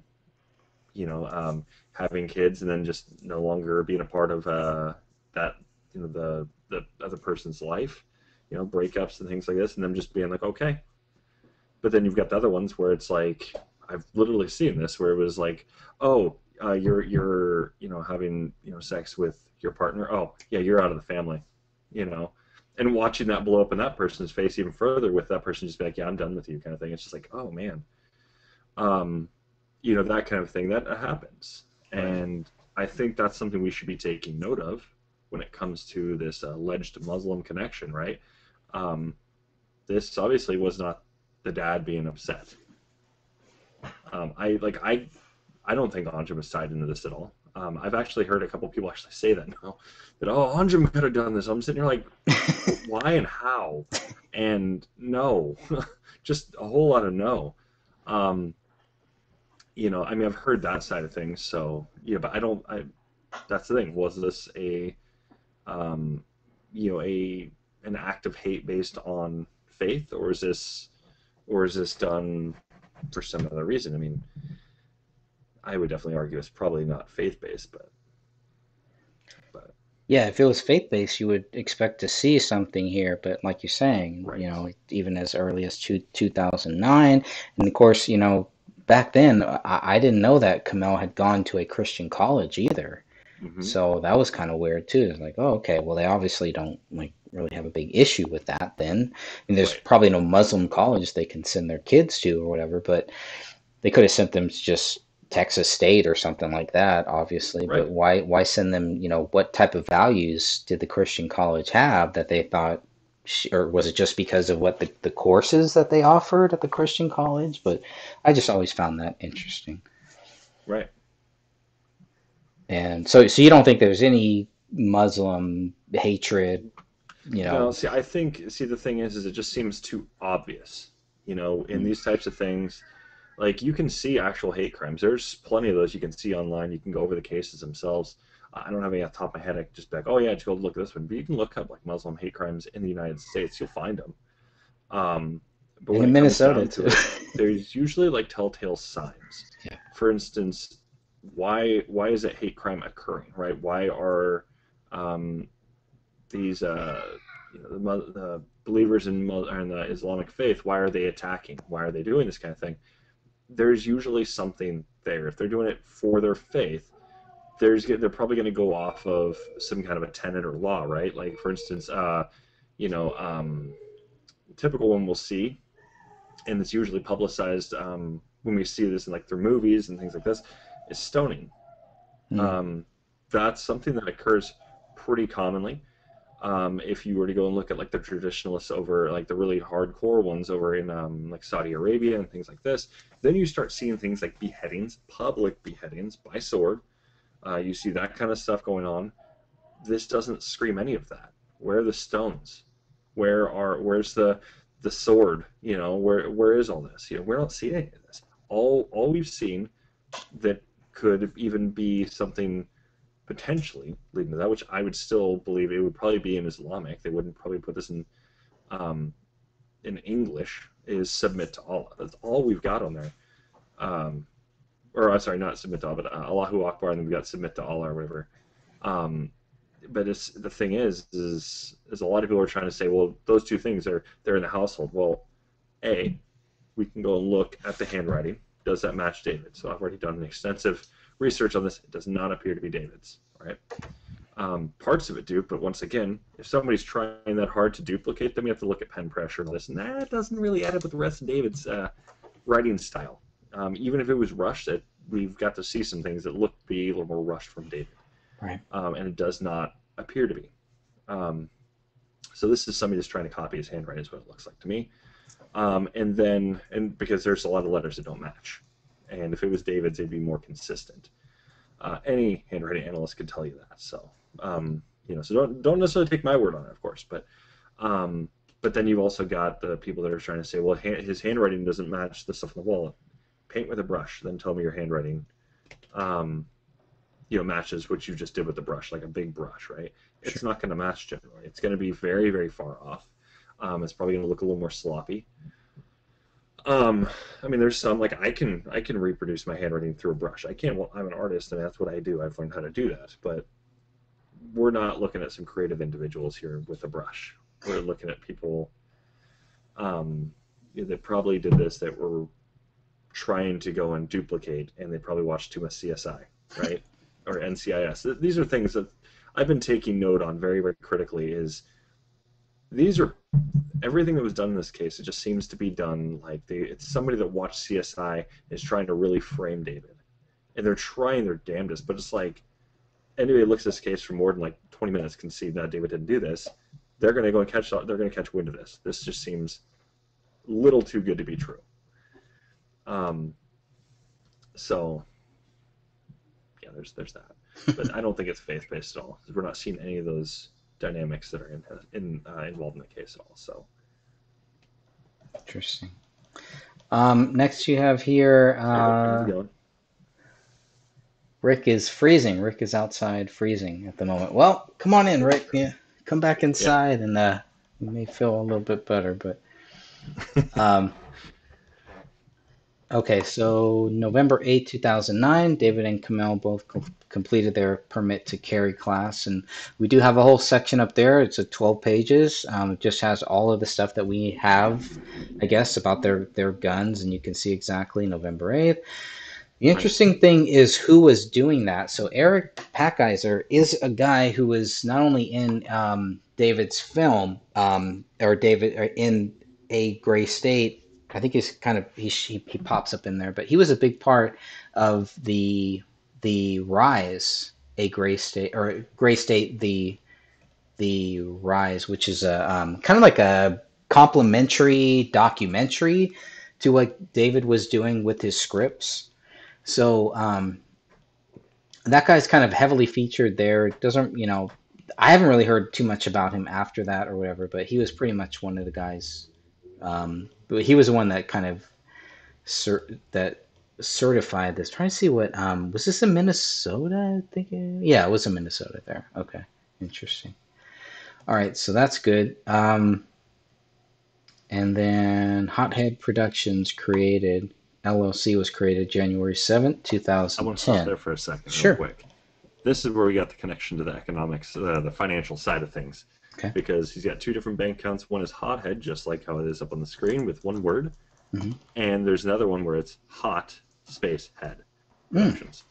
Yeah, so we got two different accounts there too, which is also very, very fascinating. Hey, Catherine, how's it going? Um, so Hey, Catherine. I find that fascinating because Mm-hmm. I would love to see, was there another LLC that was created, or was that just a banking mistake? Mm. That why there's two different accounts. So I've been having questions about that, and I still can't shake it. So I'm like, okay, and I can't find much on it, so I'm gonna have to go and start calling. I think so. Okay, and See if I guess you pulled that from their yep, financial records. It's I have it up. 267 I pages. have it up on the screen right here. Cool. There's Hothead Productions LLC checking and savings. Then you got Hot Space Head Productions LLC checking and savings. And the um, it gets interesting in 2014 Mm-hmm. in July because that's what we got. We go back to and we get to see the singular Hothead much less money than the two separate Hothead Productions, where that's got like a ton more money.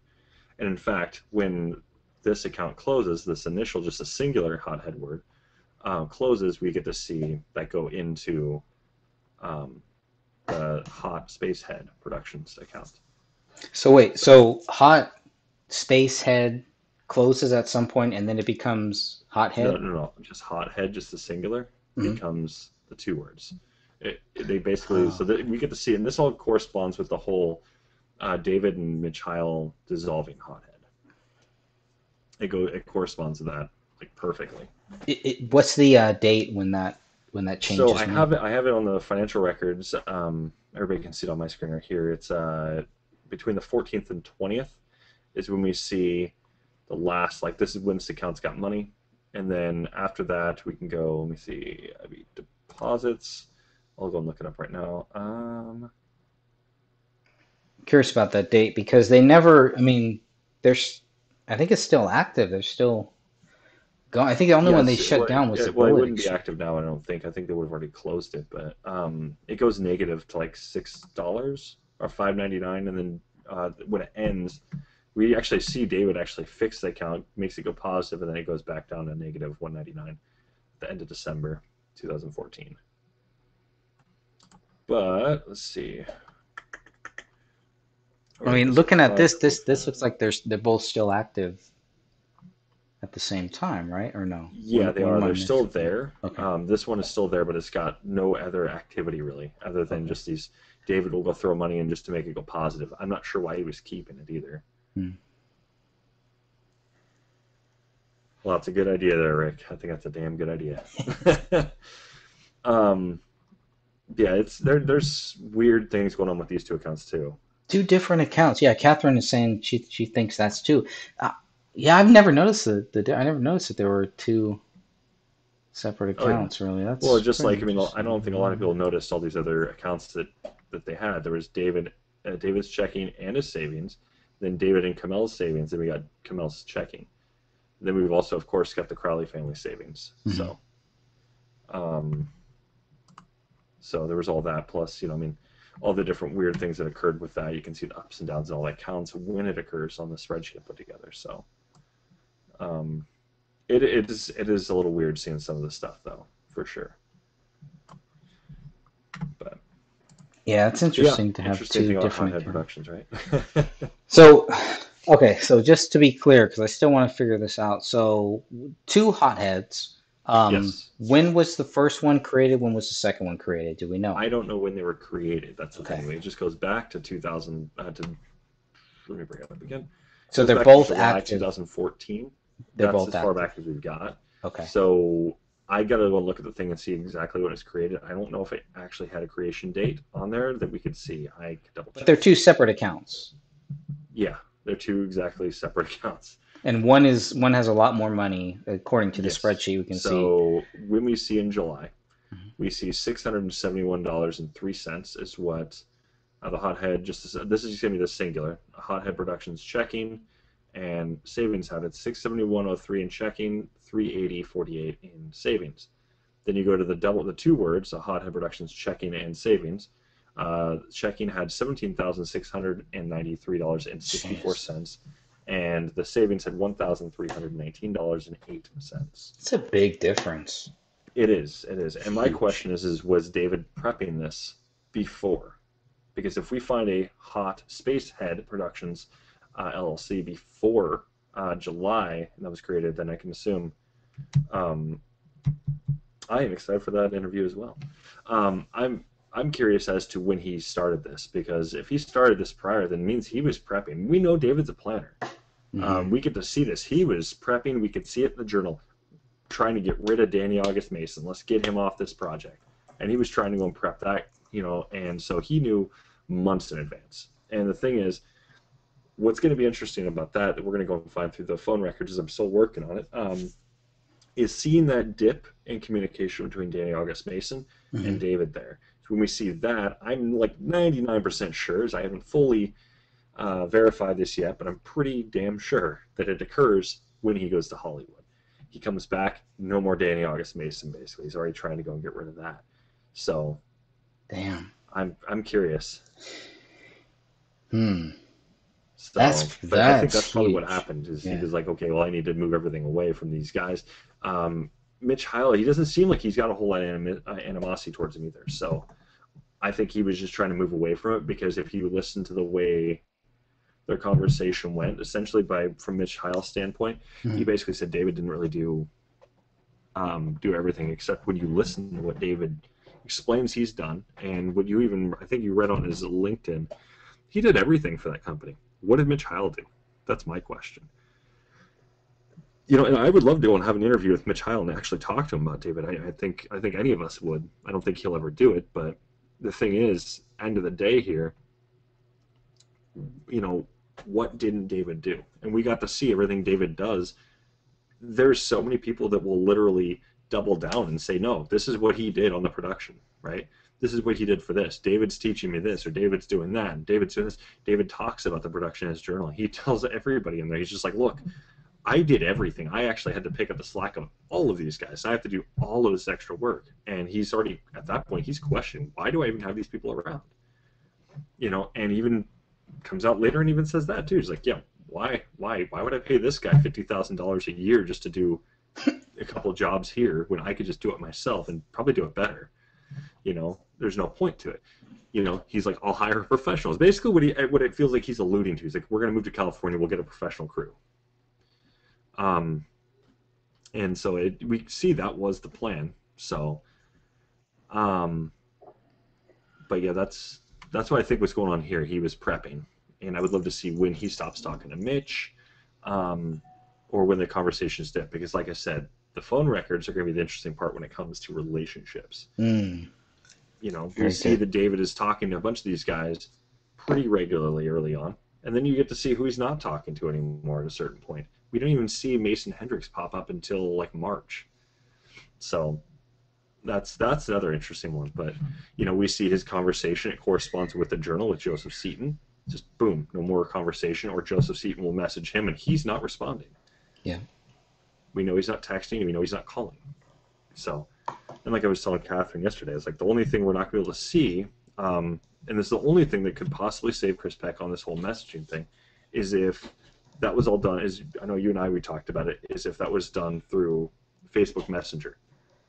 And so if that would be the only thing that doesn't show up through history, if you will, unless he was using an app on his phone. But it looked like a lot of the Facebook stuff was used mostly on his. Uh, 1 second. What the hell is this? Um, but basically, it was all done through his computer.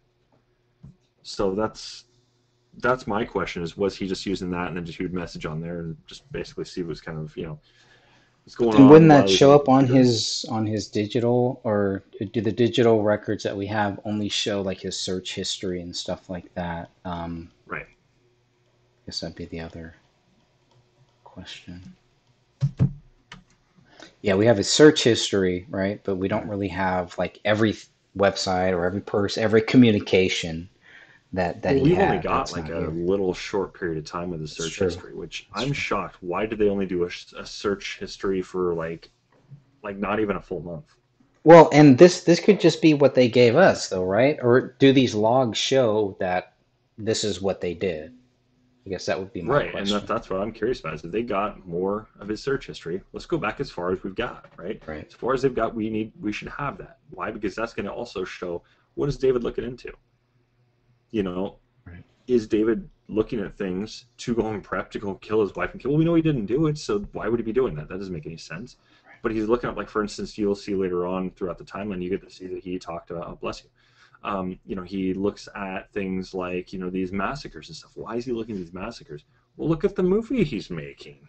You see the script change. Why else would he be looking this up? You know, I still think he should have went with a. I like this 2012 script better, I think, but just because there was a lot more going on, he had a lot. I felt that had potential to expand a lot more than his other one did. But I see what he's also why he switched that one, because then that you could turn in like a Sons of Anarchy type of show, if you will. Just very straightforward. This is the path versus having multiple different things going on at the same time. So I get it, um, but if you look at his newer script, this is where we get the script tie-in. Is that he's looking these things up to better his script. And he's probably even prepping to get his second script done. He's got his first one done. He's getting ready to go and ship that off, is what it looked like. So, or if he didn't ship it off already. So, as we know, he made several, um, U.S. Postal Service trips. So Right. we can see that directly through his financials. But yeah, it's a little interesting because you're seeing all these tie-ins with everything. That's what I loved about the timeline here is you get to see all of these things come together, Yep. and it just ties up in this neat little box. You can just, oh, okay, this is what was going on. So Right. Now, as far as their the hothead, which is hot and head, two separate things. right, The first thing that they have here, be interesting to see how far back this actually goes. As far as what we can see for public videos, it is that zombie video that was January 31st, 2010. hmm It's about 1 minute. So this is when they're in school, right? This is when they're in I that believe so. Yeah, business school, the film school, which is, I mean, if you just look at, that's why it's like, the more I research David and like his past stuff that he's done, I'm going to give this one a like too. But um, man, it's like this guy, he had something there, and I mean, look at what he did with nothing, right? With just right. a small little budget. Can you imagine giving a guy like that, like a big budget? I mean, he was creative. Don't get me wrong. I mean, Very creative, yeah. I think there's some of us that would say he had some creativity, but But you have to put Mitch Howe in there too, because remember, they're partners, so we don't know how much Mitch is doing the camera work, or we really don't right. know. I believe Mitch Howe doesn't get a lot of credit either. I was just very shocked that Mitch Howe was so willing to hand over any rights or anything like that. That just shows me that maybe that guy has some creative stuff too, that Well, he's see, not I worried started about. looking at him too, and really, I mean, he does. He's creative, but when it came to everything, it seemed like Mitch was just trying to save his friendship. I You know, agree. I mean, me and my friend Ilya, we did the same thing. You Mm, know, we went into partnership again as we were doing. I've explained that whole shebang with you before, yeah. with our comics. We didn't see eye to eye. Um, you know, we would talk about something. I think we're in full agreement, and he does something that's completely against what we just talked about. You know, it was a constant thing like this. Well, with David and Mitch, David, I think he might have been a little too controlling when it came to the whole thing, because Mitch seemed very like, I would love to see what his personality actually is, like what it matches up to be in, side by side with David's, because I think his is going to be a lot more kind of keep to himself. You know, he's going to be more kind of the follower, while David's got the more leadership qualities. Um, from what I could find. Mm, And I'm not trying to, like, say David's like, this amazing guy, because I mean, like I was trying to say here earlier, is I think he's creative, but do I think that he will be like the next Oliver Stone, or anything? No, absolutely not. I don't even think he'd be even remotely close. But could he make some good quality creative stuff? Absolutely. Um, it's the same thing with me. I'm not going to say, hey, I'm the next, Andy Warhol or any of that. No, I mean, well, even then I wouldn't want to be Andy Warhol. No, thank you. Creep. But I'm not like this fantastic artist either. I can do work, and I mean, you've seen some of my work. I'm not the greatest, but I'm not Jim Lee. I'll put it that way. That'd be the best way I can put it. I'm not Jim Lee. Am I going to be the next Jim Lee? No. Can I do some decent work? Yes. Can I write? Yeah, I can write. Am I the greatest though in any of this? No. David's in the same category as far as I'm concerned. He's good, but he's not. And I've got a feeling he could be great one day, but he could have been. But he wouldn't be like, he doesn't have. I don't think he had the talent to be the next Oliver Stone necessarily. He would have to have some mentoring and all this, just like I would have to have mentoring, like a lot of mentoring, to be the next Jim Lee. I don't see it happening. Um, it's one of those things that, yeah, where he's at, using that, give him Hollywood production, funding and all this kind of stuff, he would be good. But I think it would be, he'd probably get to like a Sons of Anarchy type of level, but I don't think it would be like Oliver Stone or Stanley Kubrick or anything like that. But yeah, I mean, just looking at some of his work here, I mean, man, I don't know. I mean, quality I though, see it like is good quality, Save It especially Private Ryan. considering I mean, the budget he considering, had. yeah, I mean, this is 2010. Right. We didn't have 4K back then, as far as I know. I could be wrong, but Oh I no, we mean, did, we but did. Okay, it's maybe we did. I mean, that shows my knowledge of such it's all things. good. But It's all good. But yeah, but I mean, it it was new. That was the thing. It was just brand new. So yeah, I mean, I don't know what cameras that they were using, what they did, how they filmed this stuff here, but it just pretty sure it was DSLRs, okay. That's good but other stuff than here. that, I mean, look at this. If I could stop that, and I wish I could go back and I want to see those credits there. But yeah, I mean, this is good stuff here that they just kind of filming here.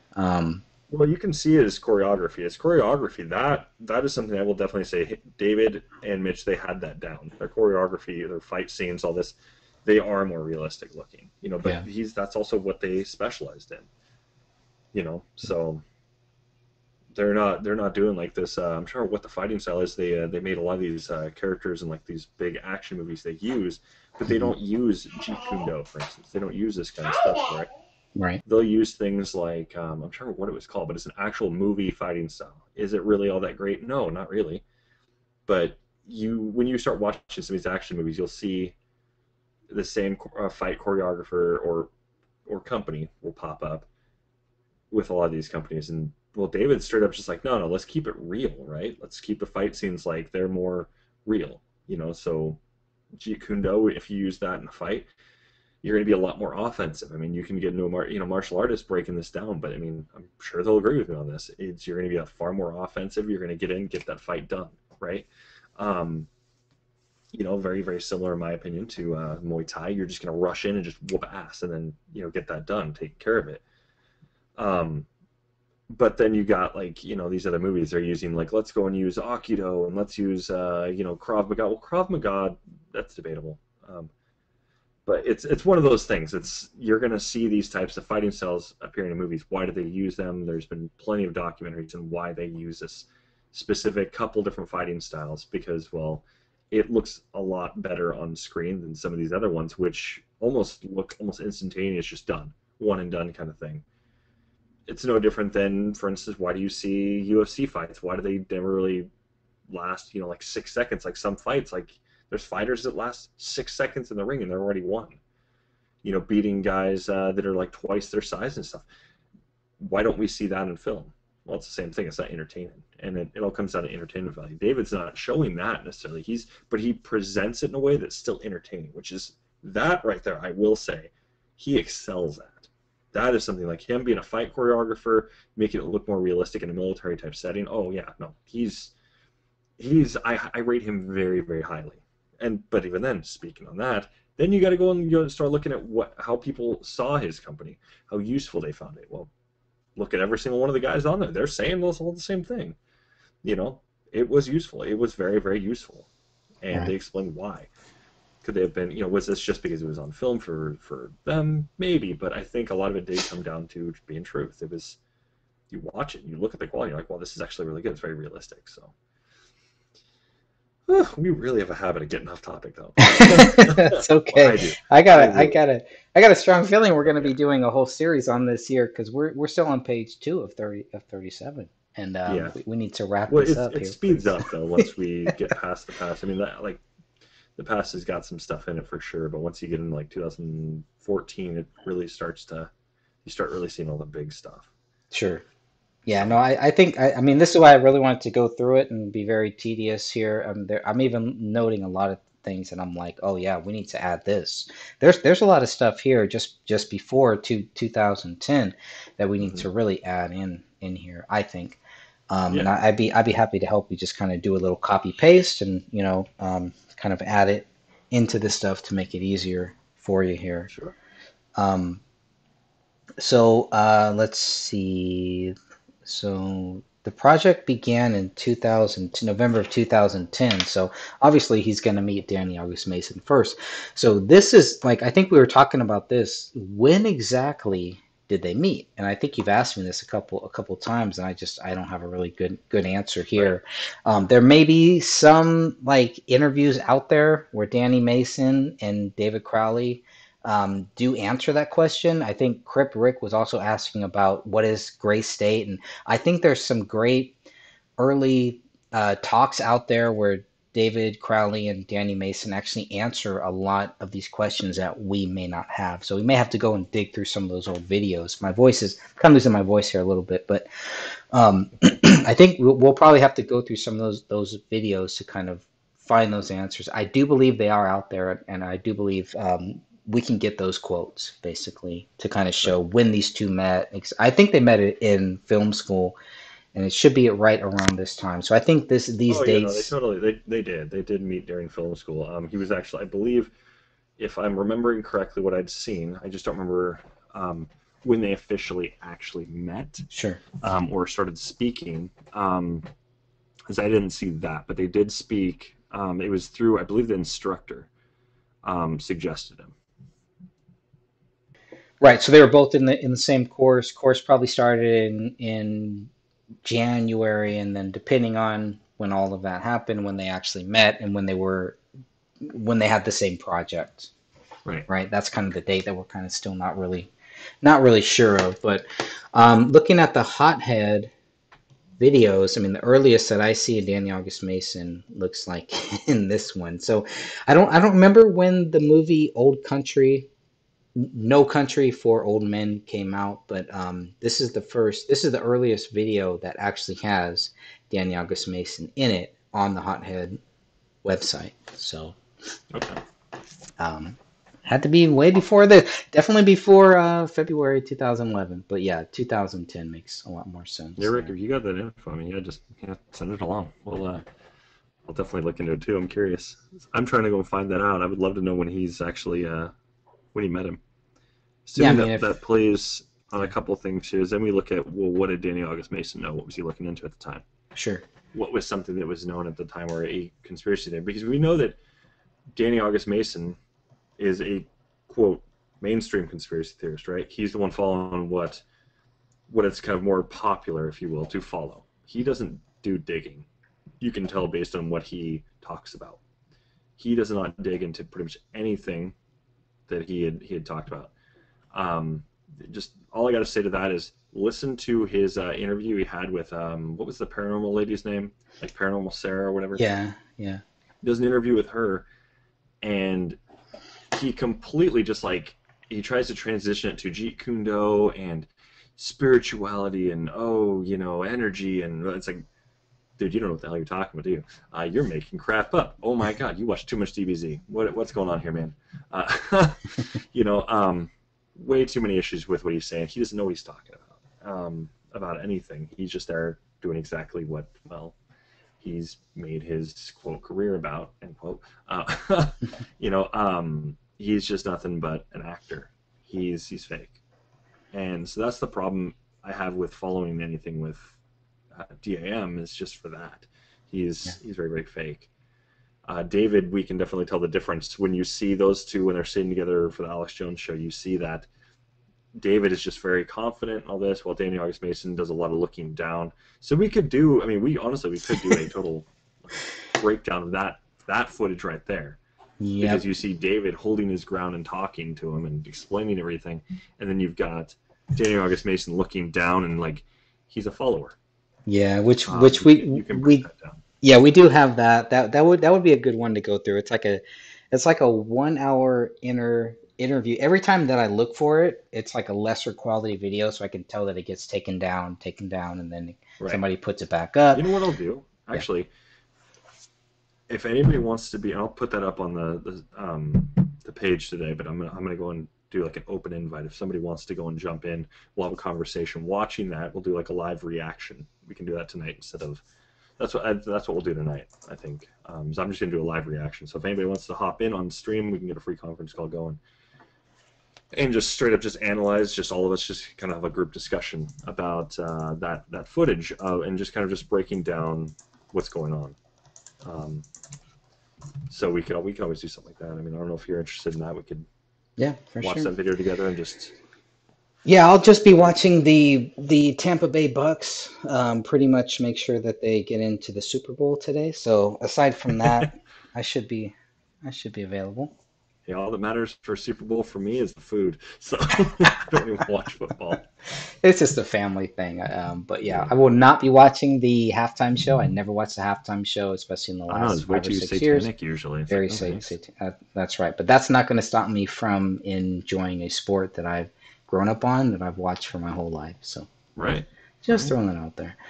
Yeah. So there's another Danny August Mason interview with what's this guy's name? This is called Enlightenment Radio. He's a clairvoyant medium and a co-host, Jason Haf- Haffley. So I think that's a different one than the Paranormal Sarah. But if you look at the Hothead, Paranormal Sarah is also part of that too. So she's in some of those videos there. Is she really? Some of the demo reels and things like that. She does pop up on there too. So she has a relationship with David at some Right. point here. Um, I know so I've yeah. seen that one. That I know that she's got. I know she. I want to say it's on her Facebook page. She has pictures of David taking either pictures or filming her like walking up on this. Like I'm pretty sure it's like Yeah. this Oh, like metal grating like flooring. hmm. It's high up too, but I'm trying to remember what it's exactly called. But like between like two like big old like silos, I think is what it Hmm. is. Yeah, there she is right there, I think. Sarah, I think her real name is Sarah Harmon, and she's on one of the early 2011 demo reels. Yeah, I'm gonna So, definitely have to break this channel down too, just to go and yeah, see what it like. What are they trying to portray here? What's changing? When did we see Danny August Mason first? So that'd be good to actually add to the timeline. So sure. I like that idea. Definitely have to do that too. Good stuff there, man. Um, well, I think we're gonna have to do a couple other we're gonna have to do a whole series on this, I think, here Yeah. because we're gonna have to shut this one down, and we've only gotten to page two. So Catherine and Sophia, I hope you're not laughing at me because you know how I am. And now I've gotten you They know how we involved in both this. are. They know how we both are, so here we go. But yeah, this just shows, hey, we're going to do a whole series on this, and we're going to cover all these 37 pages, not including anything else that we're going to add into this. But I kind of felt like ending it with the Danny August Mason would probably be a good place. And then we can kind of pick up in our next show. Probably can't do it next Sunday, but maybe the Sunday after, maybe we Sure. can come back and kind of do the same thing here. Yeah, sounds good to me, man.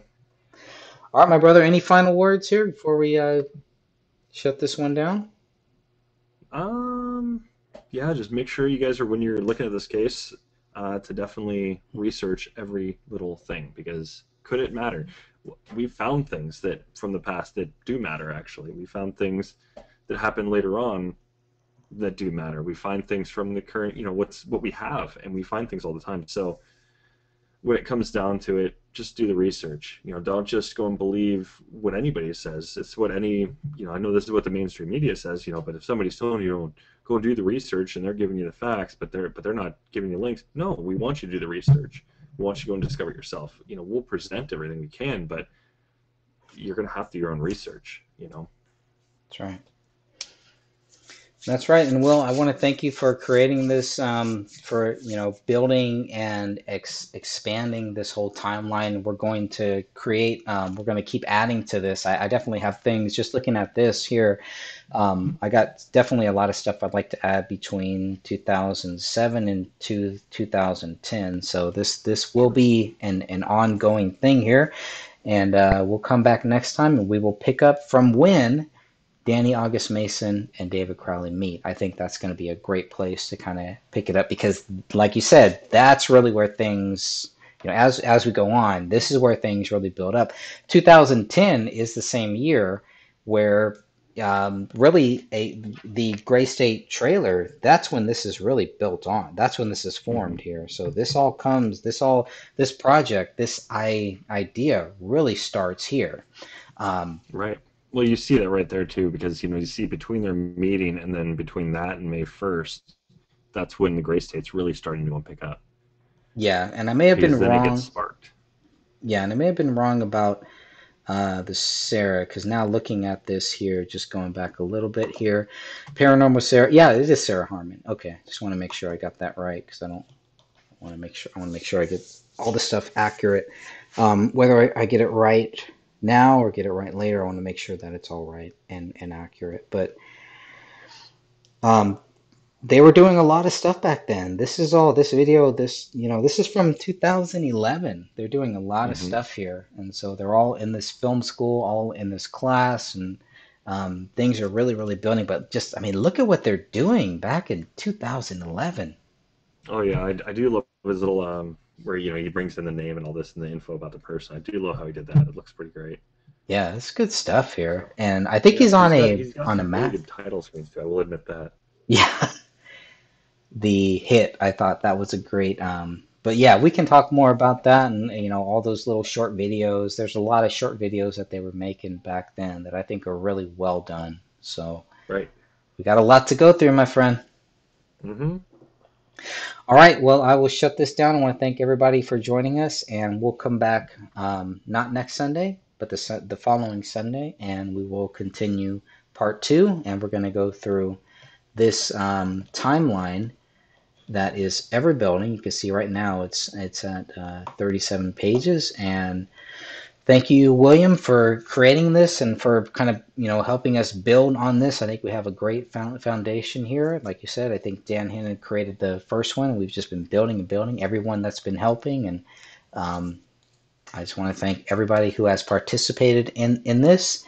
And this version here is in the group file. So if anybody Yes. wants to go and check that out, just go to the Justice for David Crowley and Family Facebook group, go under Actually, the files. newest thing that just dropped. Yeah.